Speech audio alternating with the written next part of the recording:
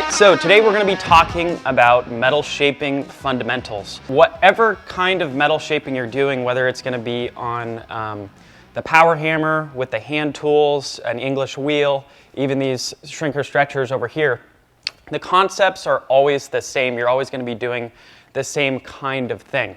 Because there's only 3 different things when you're thinking about this that you can do to put shape into the metal. You can either shrink it, you can stretch it, or you can form it, okay? So forming, that's easy because you're just bending it, but shrinking and stretching is where things get a little bit different. So if you kind of imagine like when you were playing with Play-Doh with a kid, let's say you roll out a piece of Play-Doh and you have like a ball, a basketball. If you lay that Play-Doh on top of it, what's going to happen is the top's going to be mostly okay, it's kind of going to fit, but then the extra material is going to kind of flop and kind of wrinkle around on the sides. So essentially what we're doing with shrinking is we're taking that extra material where you kind of have this fold and we're going to force it in on itself to where the material actually becomes thicker and it traps that into itself. And then stretching is just the exact opposite. Instead of forcing material together and making it thicker, we're stretching the material out and making it thinner.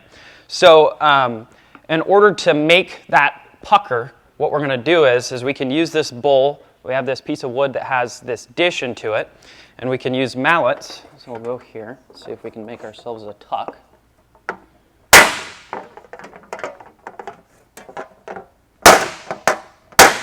A little area started there.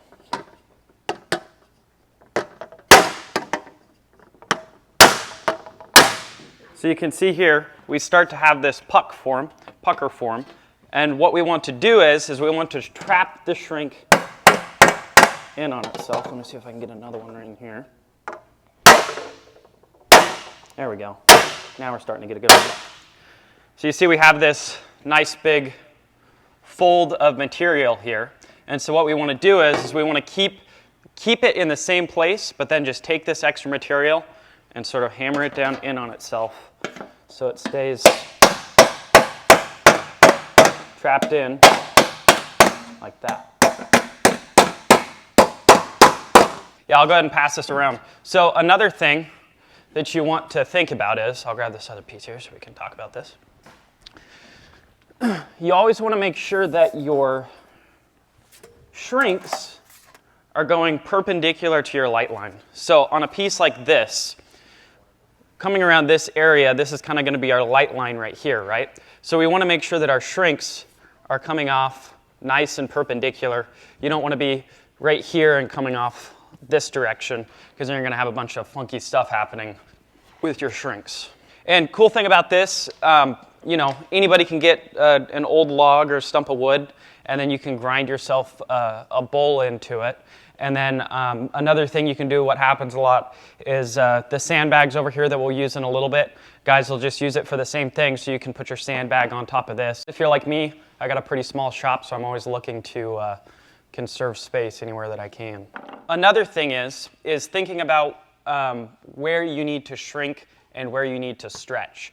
So in a little bit later today, Mike's going to be going over some paper patterns, and he'll talk about all of that. But that's really where that starts to help you out, because the paper is going to act the same exact way that your sheet metal would be. So let's say I have the buck for my gas tank side here, and I'm thinking like, okay, well, where do I need to stretch? Where do I need to shrink? And I'm getting a little confused. Well, you lay your piece of paper over and it's going to tell you everything, because everywhere that the paper doesn't want to fold, it doesn't want to lay over nicely, it starts forming these ripples in the paper, then you know that that's everywhere that it's going to need to be shrunk. But when I look at this, if I just kind of imagine that in my head, I know that coming around this curve, we need this material to come over this way. And so to come over that way, we need to shrink this down. Over here, we need to shrink this down. It's going to end up kind of curving this way. So a lot of the curve going this way is just going to be form. It's not even going to be necessarily shape. So we can kind of just bend it over this way. There'll probably be, since this is a curve, maybe a little bit of shrink here. And then this right here will actually stretch this out a little bit, because that'll be a reverse curve. So I'm going to go ahead and keep shrinking around here with the stump, making a big pucker in there, and then hammering it out.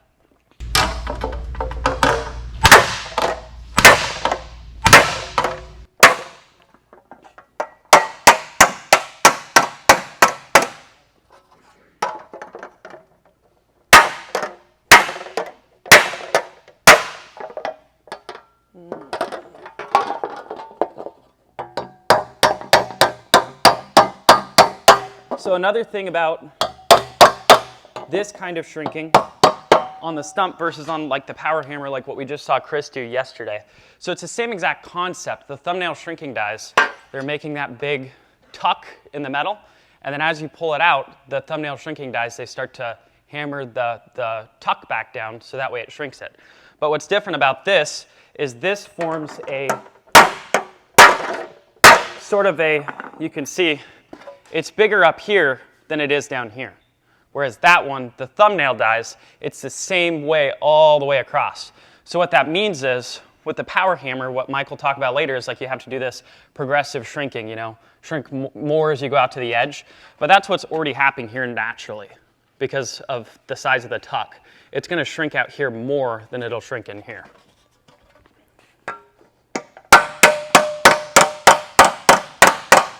And so see, you can really tell, you know, if you're wondering like, hey, did I trap the shrink? Did I get it? Like it kind of has this, I'll pass this around again. You can, this one really shows it. It has this kind of discoloration, kind of a shiny spot. And the power hammer, that'll do the exact same thing. That's how you really know that you were able to capture that shrink in there. So another thing too, the reason why we're using wood is because just like Chris was talking about, to where he has to, especially with the aluminum, he has to dial in the power hammer to make sure that the two steel dies, are not going to continue to stretch the metal out, and then you're just going backwards.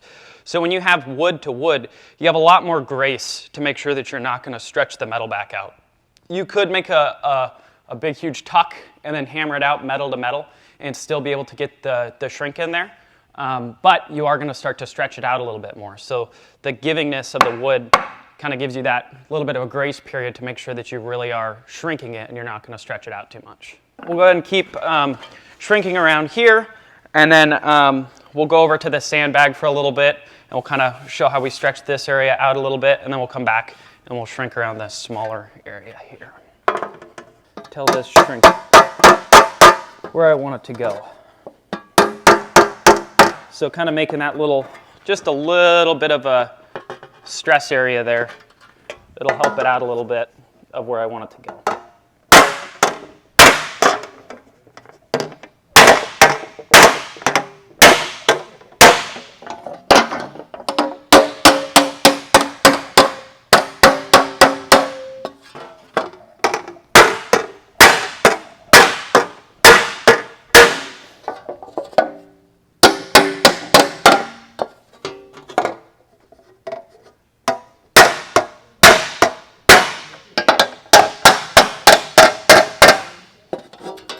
Let's see, so let's go ahead and right in that area, let's go ahead and put a shrink right in there.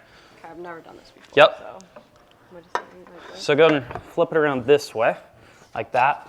And then we'll place it over the bowl like that. And then you're gonna hit in, yep, and then you'll hit in this area right there. You gotta hit it pretty hard. And then you're just gonna wait until this starts to form that tuck.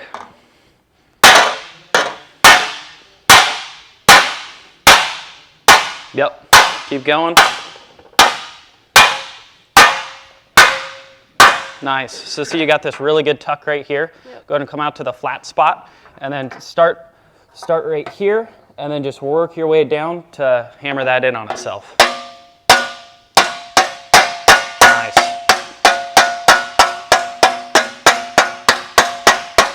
Perfect. Yep. So I think we're probably good right now for some shrinking.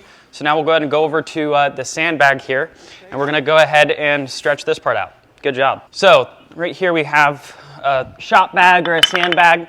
So the way that this works is this has a lot of give in it. You can see I'm just able to push it down with my hands. So who's ever been like working on a car and then you have like a big dent in it, or maybe even just a small little dent, and then you get your hammer and dolly out, and then you dunk, dunk, dunk, you hammer it flat, and the next thing you know, now you got this big old oil can thing, and you're like, what the hell? And then you got to shrink it, because what's happened is when the dent forms in the sheet metal, it's actually stretched it out. So it didn't just move out of the way and then you can just move it back and everything's going to go back exactly the same, because that area of metal has been pushed and it's been stretched out. So that's exactly what we're recreating when we do this. So because we have this sandbag that's able to give so much, when we hit this with the hammer, it's going to form that dent, and everywhere that we push is going to be this stretched out area. It's going to be thinner and it's gonna increase the amount of surface area. So right in here, we can kind of just start in here, and then I'll kind of work my way through this way.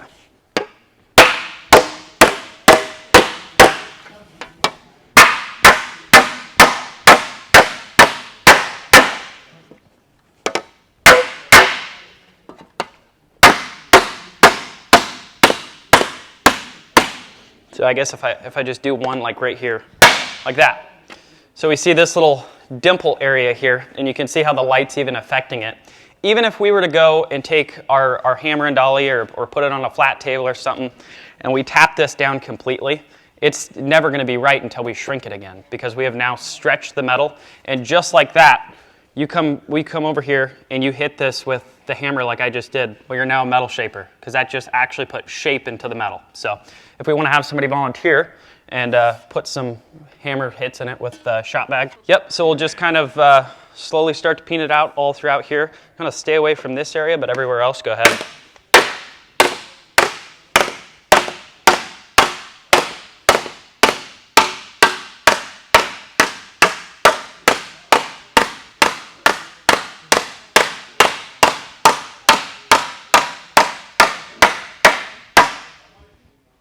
What else would you like? We can do a little bit more in here. Deeper? Yep.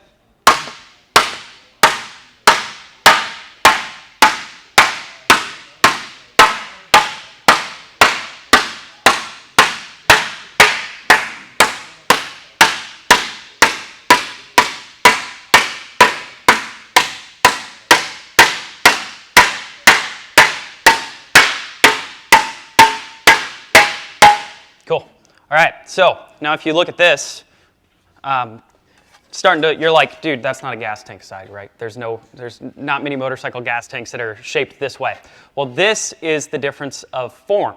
So right now our form is kind of going this way, but all we have to do is just be able to bend it over our knee, start to work it this way, because we know we want our gas tank to curve this way.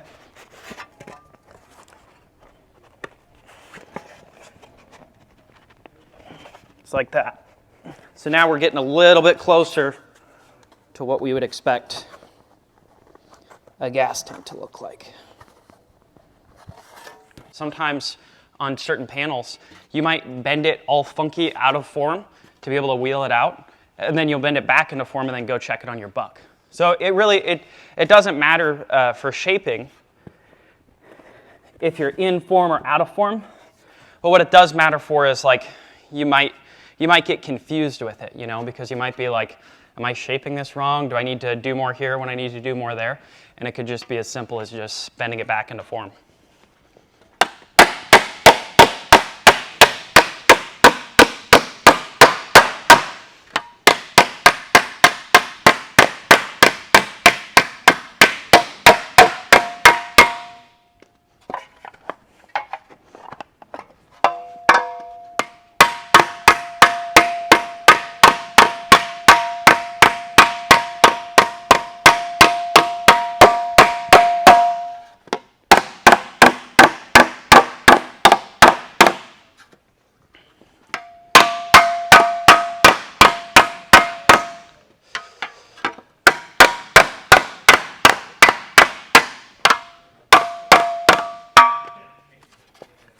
Actually, we could just do what Mitchell was talking about. So around this area, we're going to need to shrink it.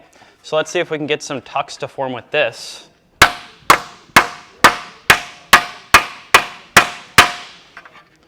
And start to shrink around this area. Might be a little harder since it's going to be pretty small tucks. We'll see what we can make happen here.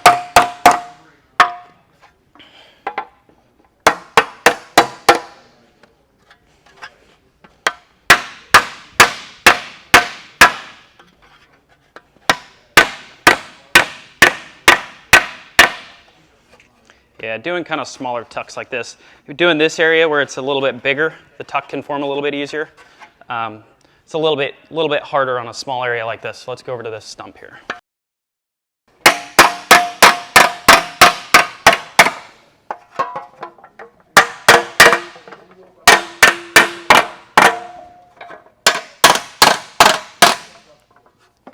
And a lot of this is not as sophisticated as like you think it would be. A lot of it is seriously just like you bend it over your knee.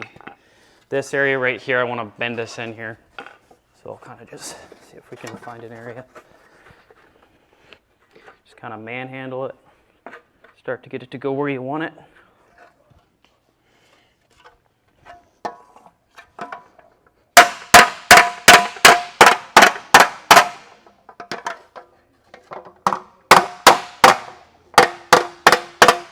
And what's fun about this kind of metal shaping is it ends up just looking like a total piece of scrap metal trash, but you just keep with it and keep going at it, and it's gonna end up forming what you want it to. Like as I kind of start to get towards the end, I do wanna almost kind of, in a sense, start to plenish it out.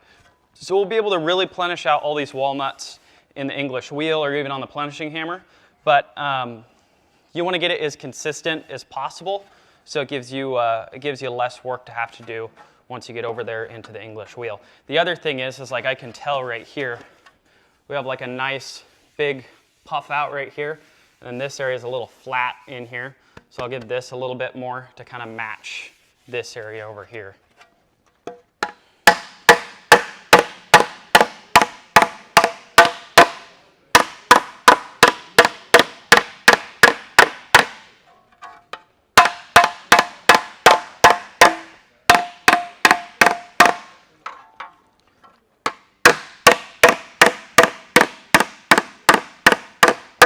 So kind of like Chris was talking about too, I really don't want to use one of those shrinker jaws to be able to shrink this whole thing.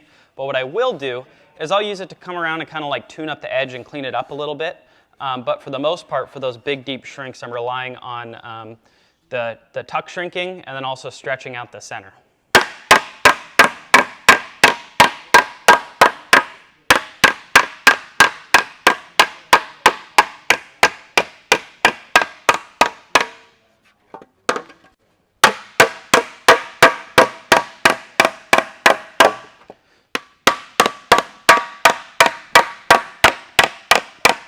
So you can see my hits are kind of changing because I'm not trying to move as much material all at once.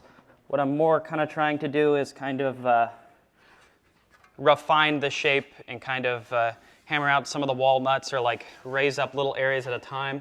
But I'm not needing to move massive amounts of material right now. This I might.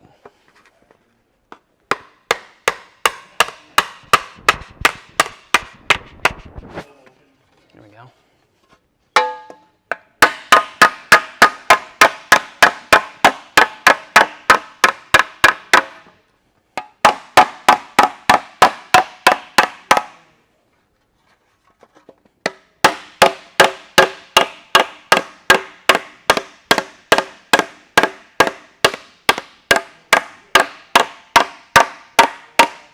So kind of like Mitchell was talking about, as I start to stretch this area out, even just with this, you can already see there's starting to be some little tucks that start to form in here.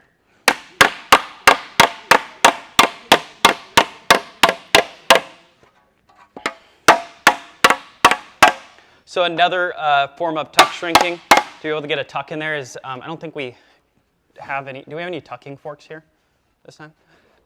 You did? Okay, yeah. So what a tucking fork is it's just basically two little pieces of metal, and so you're able to kind of twist it in there each time, and you put that big wrinkle in there, and then that's what allows, instead of doing it in the stump, you make a big wrinkle like that, and that's what's forming the tuck to then be able to hammer it out.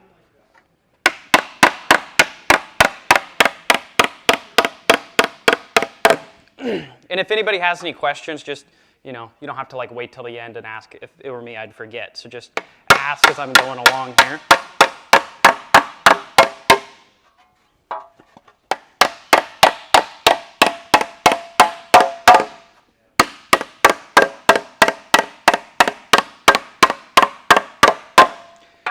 And the biggest thing with metal shaping, like to learn metal shaping, especially when you're just at home alone in the shop, is like, what's going to happen if I do this? I don't know, do it. Like hit it with the hammer. Oh, that didn't work, you know. And you remember those principles. And so, yeah, cool, tucking forks right here. So you're able to take this you slip it into the metal, you turn it one way, turn it the other way, and then you end up making your tuck. Yeah, and so you can tell he just made these by himself. So there goes a really simple tool that you can make at home. Same thing with the stump, just simple little steel stuff like that. All right.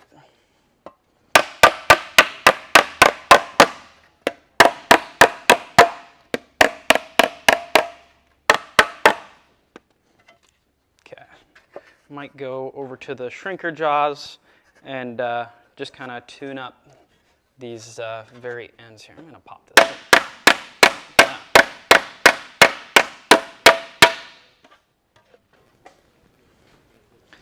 Okay, so we'll kind of end up with, even after we wheel it out, just for the sake of our time on this class, we'll end up with kind of more of just a roughed out panel.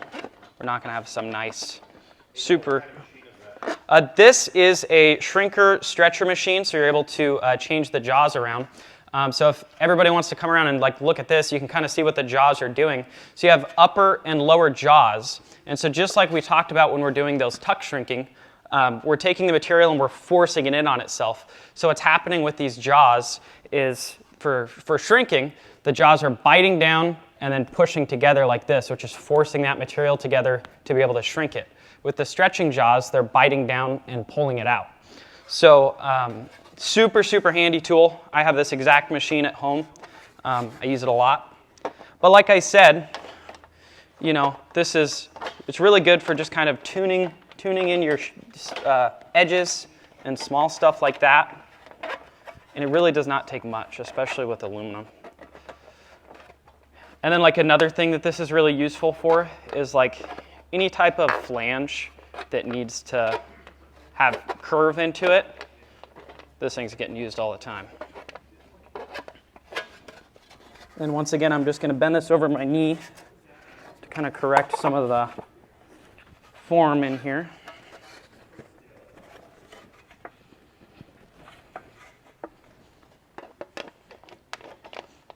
Okay, so let's go ahead and go over to tap this out just a little bit. Let's go over to the English wheel a little bit. But I read in a book that the English wheel was actually invented to be a plenishing hammer, and that's all it was supposed to be, is just basically this rotary hammer. Because the early coach builders, they'd take their metal and they'd do all of their shrinking on stumps and everything, and then they'd have this panel with a bunch of walnuts in it essentially, and then they'd go through and use it to plenish everything out. They ended up realizing later that, hey, this thing doesn't just plenish, but we can actually stretch with it as well. So you could take a piece of sheet metal over there that you haven't put to a stump at all, and because this thing is acting as this rotary hammer, you can just stretch it out by itself. So I'll go ahead and just do light pressure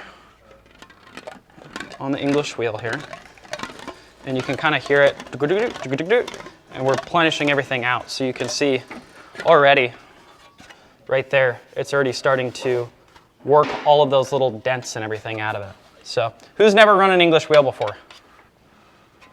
Who wants to do it? We can have a couple people do it. Who wants to try first? All right, go for it. So you're going to put the piece in there, and then you'll use your foot here and tighten up on it a little bit. You don't need a whole lot. Let's see what you got. Yep, go ahead and keep going more. It's kind of all by feel, so even a little bit less than that to start off with. Yeah, a little bit more. Yeah, right in there.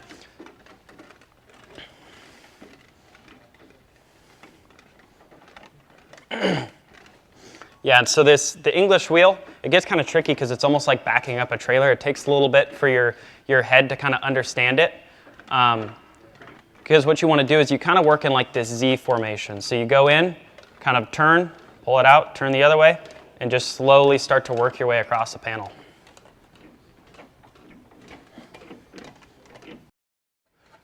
We normally want to stay away from our edges when we're English wheeling, because normally we want to stretch out the center and keep the edges the same, so that way it traps the shape in there. But when we're starting to plunge it out, we'll go ahead and do the edges just a little bit, and it is going to stretch it out. Thank you. It is going to stretch it out a little bit, but it's also going to kind of finish to put the shrinks back in there. So, yeah. When you're planishing it, does it matter which direction you're going in? Nope. Yeah, you can, whatever way is easier. So can I see this real quick? Yeah. So like sometimes I might come in and I'll plenish this way. So we'll tighten this up a little bit here.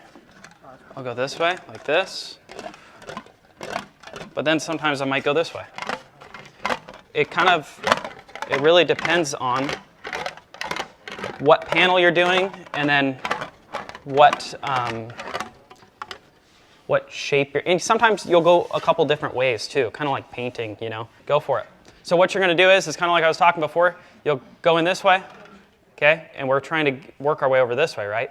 So then we'll turn this way, and that's like a really exaggerated idea, but you want to try and keep those turns as tight as you can. So Noah, I see sometimes these wheels have rubber at the top and steel at the bottom. What's the combination? You got a flat at the top and Yeah, that's a good question. So the rubber, what the rubber is going to do is that's only going to form it. So that's like what Chris did yesterday when he was building that hood scoop. He was only putting form into it because what's happening is, similar to like how we have this give here in the shop bag, that rubber upper, what it allows it to do is it's not going to stretch it like steel to steel is right now. It's only going to form it over whatever radius the bottom anvil is. Yeah, it's kind of hard to like explain the pressure because it's like you can't be like, oh, I put this exact numerical amount of pressure. But yeah, you kind of want to stay like right now. I would call this kind of like medium to light pressure. It's better to kind of start low and then kind of work your way up, and also like many light passes because a lot of people they'll crank the English wheel up super high. And then you end up having these like really deep kind of track marks in it. And it'd be better to just keep it a little bit lighter, but just do more passes. And another reason why you have to slowly increase your pressure as you go is like even if you wanted to maintain the exact same amount of pressure, you're gonna have to tighten up on the wheel. I guess that's what I should say, not exactly increase your pressure. But if you wanna maintain the same amount of pressure, you have to tighten the wheel up. Because what's happening as you wheel this out is the metal's actually getting thinner. So you'll feel it. If you start to wheel and wheel and wheel, you'll be like it's starting to get lighter and easier. That's because you don't have as much pressure as you did before, and the anvil needs to come back up to maintain that same amount of pressure that you were going for. This, I'm gonna tap out. And sometimes you might even realize, like you go start to plenish it out on the English wheel, and then you might even be like, hey, there's a whole area in this whole center here that needs a bunch more shape, or maybe even just a little bit more shape. And then you might even come over, even though I got this all like starting to get smoothed out, don't be afraid to come back to your shop bag and make it a mess again, and then just go back and plenish it out. Because sometimes that might be quicker than trying to sit there with the English wheel the whole time. So like what I'm seeing here, I kind of got this like flat area here, and so I'm just kind of trying to puff that out a little bit and tap it out a little. So.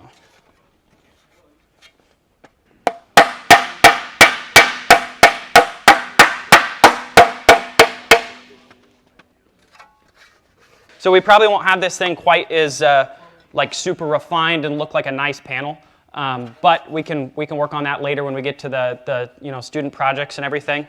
We can work on stuff together and then get like a really nice refined looking piece. But I hope you guys feel like you learned a little bit something of kind of the basics. Like I was saying, whether it's going to be on the power hammer or just using hand tools, your concepts are always going to be the same as far as how metal shapes and the different things that you need to do to metal to make it shape. So, any other questions? So when you're trapping your tux, if you have one fold over on itself, how do you fix that? Don't fold it over on itself. Yeah, that's a good thing that I should have talked about a little earlier. What'll happen a lot, especially with like a really nice peaked aggressive tuck, so you have the metal like this, and as you start to hammer it down, what'll happen a lot of times is it'll want to fold over on itself and kind of then smash down. And so the biggest thing is, like do not let it start to fold over on itself. So if you see that starting, what you can do is basically you kind of just want to stop what you're doing and correct it so you can avoid that. Because really, that's one of the things. Like if it really truly folds over and smashes down, yeah, you're kind of done with that piece. There's not a whole lot you can do to it.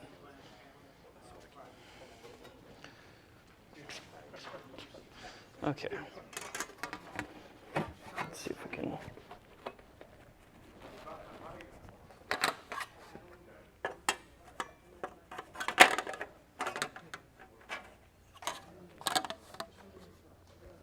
There we go. Look at that. That's why tucking forks are nice. So let's see if we can force this thing to start to hammer over on itself so we can show you what he's talking about. Let me see if I can do the wrong thing here and get this thing to...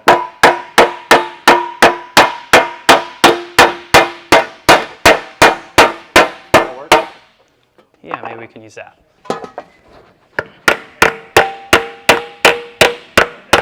There we go.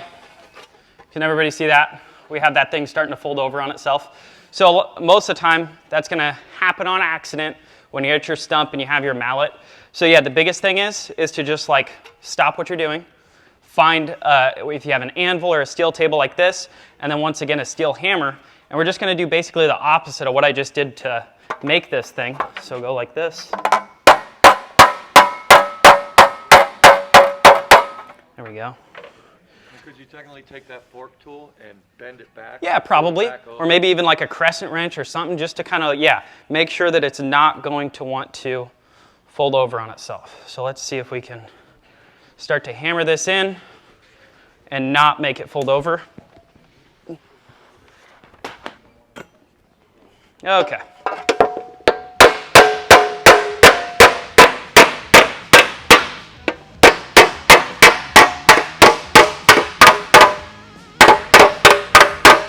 That we did it.